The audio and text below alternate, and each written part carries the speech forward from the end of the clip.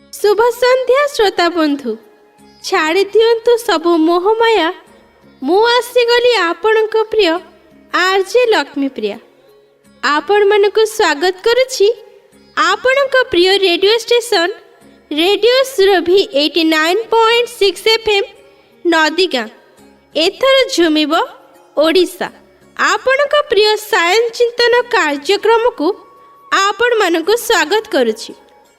मनुष्यर स्वभाव हेउछि अर्जन करिबा संग्रह करिबा तेणिकी सी धन हेउ संपर्क हेउ संबंध हेउ किंबा हेउ प्रसन्नता। परंतु कौन आपण केबे भाबिछंती नियति एही संग्रह करिबार प्रकृति मनुष्य भितर काहींकी देइछि? आसंतु बुझाउछि। गोटे क्षुद्र बीजरू गोटे विशाल वृक्ष जन्म निए। तार प्रशाखारू फल संगृहित होइथाए। काहींकी जानिछंती? कौन एथिपाई जे वृक्ष ताको स्वयं खाई पारिबो? नाई, बरं एथिपाई जे ताकू भोकिला जीव मानकू बंटा जाई पारिबो।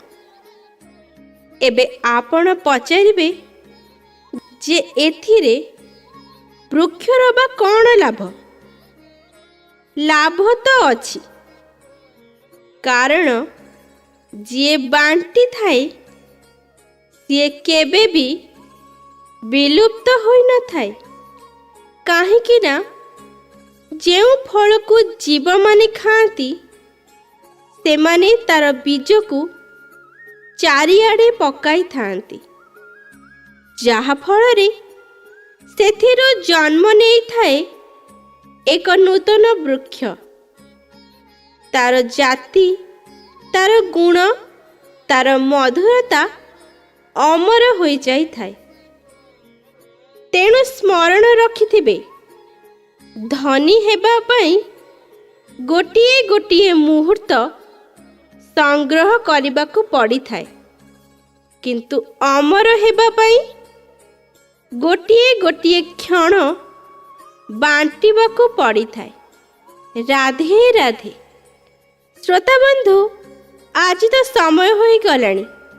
मु आसंता काली पुणी आसीबी ठीक यही समय रे।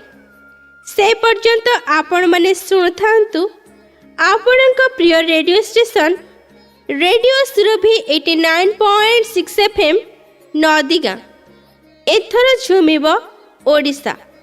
रहुछि नमस्कार, जय जगन्नाथ।